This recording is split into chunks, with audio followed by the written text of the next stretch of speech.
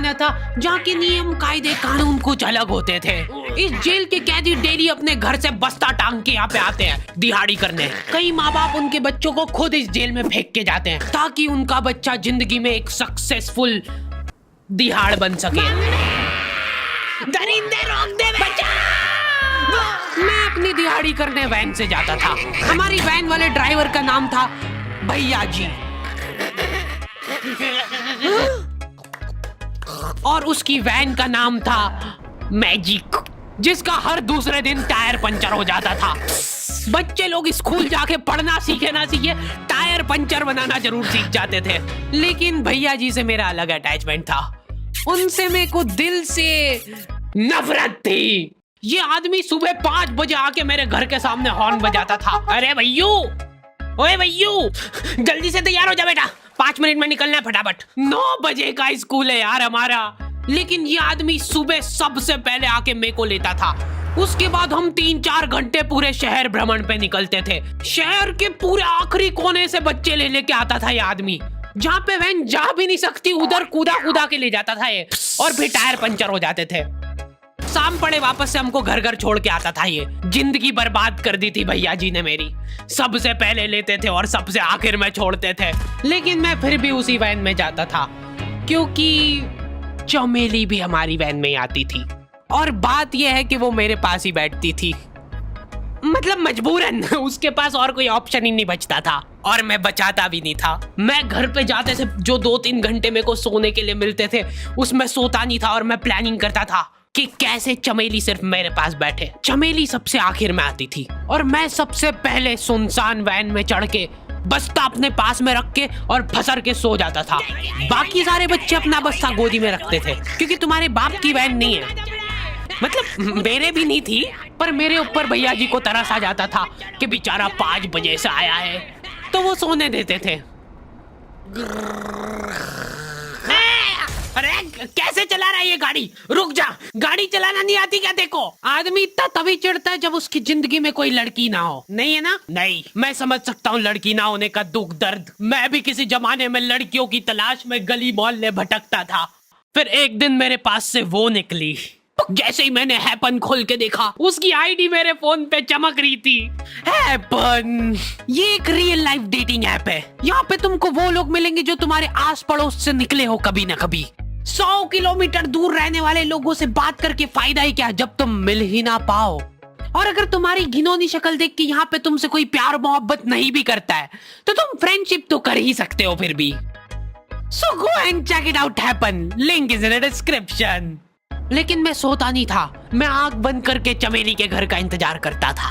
तो क्योंकि चमेली आखिरी में आती थी तो वैन पूरी पैक पुक हो रखी होती थी, बच्चे बाहर उबल रहे होते थे और मैं अपना बस्ता पास में रख के एक्टिंग देखो एक्टिंग। और जैसे ही वो आती थी, हड़बड़ाना नहीं, ऐसे टाइम पे हड़बड़ाते नहीं है कि फटाफट बैग उठाया और आओ इधर बैठो जल्दी। मत करना ये हरकत, भाग जाएगी वो। ठरक नहीं झलकना चाहिए जरा सिक भी, एकदम सटल रखना है। क्या हुआ? और कहीं जगह नहीं है क्या? तेरे मुंह में मूत दूंगा मैं। अच्छा ठीक है, इधर ही बैठ जाओ। देख रहे हो एक्टिंग देखो तुम लौंडे की। ना जाने कौन सी नशीली खट्टी मीठी खुशबू लगा के आती थी चमेली। आज तक उसकी खुशबू है मेरी नाक में। मैं वो खुशबू का पूरा मजा ले ही रहा होता हूँ, इतने में एकदम भभका बास आती है निकाह से। जैसे ही मैं बाहर झांकता हूँ, मरा हुआ कुत्ता पड़ा है वहाँ पे। एक काली कार सूख करके निकली और मेरे बच्चे को मार दिया। कैसे करके निकली? शूक। ऐसे नहीं निकली थी, मैं यहीं पे खड़ा था, वो कार आई थी और जैसे ही वो बच्चा नीचे आया तब वो खड़ा, वो बच्चा चिल्लाया और फिर कार शूक करके भाग गई। उधर कुछ बच्चे ऑटो रिक्शा से भी आते थे स्कूल। ऐसा लगता था कि पूरे स्कूल के बच्चे इस एक ऑटो रिक्शा में ठूस ठूस के ले जाता है वो। ये ऑटो वाले और भैया जी दोस्त थे और अब ये बीच सड़क पे रेसिंग लगवा रहे हैं। इनकी गाड़ियां उबला रही है बच्चों से, पर फिर भी नहीं मान रहे ये लोग। नहीं जीतूंगा। स्कूल जाके वो पीछे मुलट के देख रहा है तो एक बच्चा नहीं बचा उसके ऑटो रिक्शा में। हमारे भैया जी बेचारे पीछे से उनके गिरे हुए बच्चों को उठा उठा के ला रहे थे। ये सब हरकतें करके हम लोग जैसे तैसे कैद खाना पहुंच जाते हैं। सुबह 5 बजे से निकलने के बावजूद हम लोग लेट पहुंच रहे हैं। वहाँ पे पहुंच के हमने देखा कि 4 लौंडे मरे हुए पड़े हैं। जिनको डॉन ने मारा है। डॉन हमारे स्कूल की इंचार्ज थी। डॉन का कद छोटा था और पेट मोटा था, और आश्चर्य की बात यह है कि समय के साथ उसकी हाइट कम हो रही थी। मतलब बड़े नहीं बड़े वो चलता एक बार को, पर इसकी कम हो रही थी।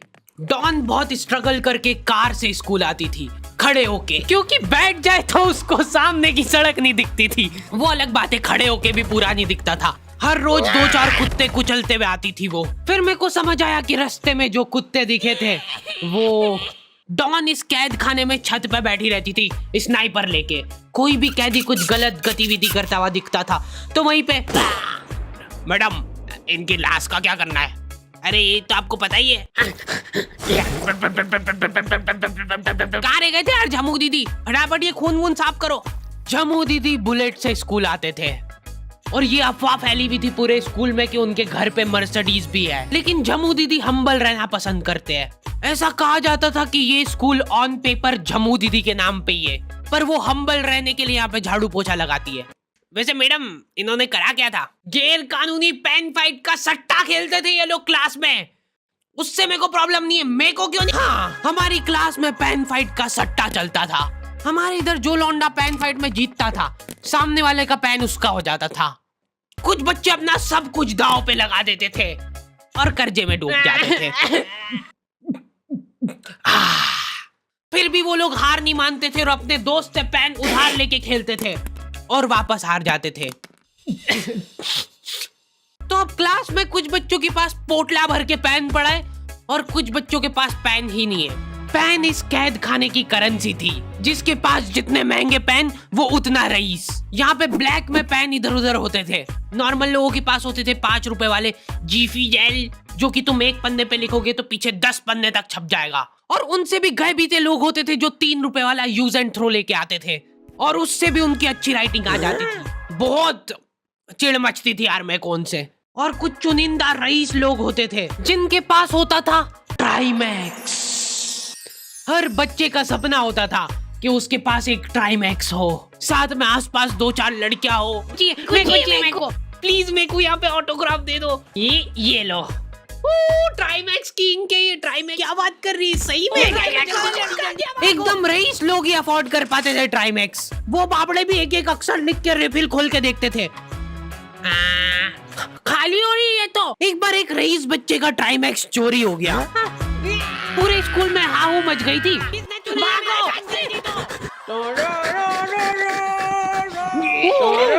देखो, उस दिन हमको पता चला कि वो आदमी दौड़ भी सकता है।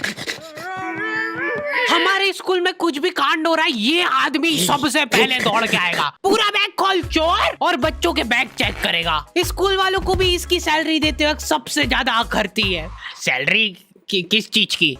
इस आदमी की शक्ल देख के ऐसा लगता था कि ये स्पोर्ट्स की आड़ में वैन वालों के साथ मिलके बच्चों की स्मगलिंग करता है। इस महान आदमी का नाम था भूषण। इसने अपनी जांग पे टैटू करा रखा था, भू अलग जांग पे, सड़ अलग जांग पे। सर कल से खो खो खेलने के लिए कितनी बजे आना है? वो तो बैग चेक करा पहले तू। इन्होंने पूरे कैद खाने के कैदियों को लाइन से खड़ा कर दिया है। पेन हमारी क्लास के बच्चे का गुमा है और पूरे स्कूल में ढूंढ रहे हैं लोग। आखिरी में पता चलता है कि वो बच्चा घर पे भूल के आ गया था उसका पेन। सॉरी बेटा, एक फेट में मुंह देगा।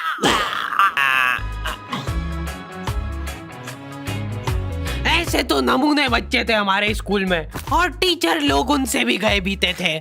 हमारे स्कूल में टीचरों को उनके नाम से कोई जानता ही नहीं है। बच्चों ने उनकी हरकतों के अनुसार टीचरों के नाम रखे हुए। हमारे इंग्लिश वाले टीचर का नाम था छोटा भीम। इससे चिड़चिड़ा आदमी मैंने आज तक नहीं देखा। छोटा भीम की हॉबी थी लड़कों को कूटना। उस बेचारे की हाइट छोटी थी तो बच्चे के मुंह तक उसका हाथ ही नहीं पहुंचता था। बेचारा उचक उचक के मारता था, फिर भी कमर तक ही हाथ पहुंच पाता था उसका। एक पॉइंट पे मेरे को ऐसा लगने लग गया था कि उसको सैलरी लड़कों को कूटने की मिल रही है। कभी किसी बच्चे को बहुत ज्यादा मार दिया, घायल हो गया वो बेचारा, ये लो आपका एक्स्ट्रा बोनस। होमवर्क तुम्हारा बाप करेगा क्या? सर मेरे पापा मर गए थे। तू भी मर जा। ये लो। अरे वाह, नहीं चल रही, सांस तो नहीं चल रही है। हाँ कंफर्म कंफर्म मर चुका है ये। ओह ये लो आपका प्रमोशन हो गया है। लड़कियों से उसका अलग अटैचमेंट था। कौन सा परफ्यूम लगा के आई हो?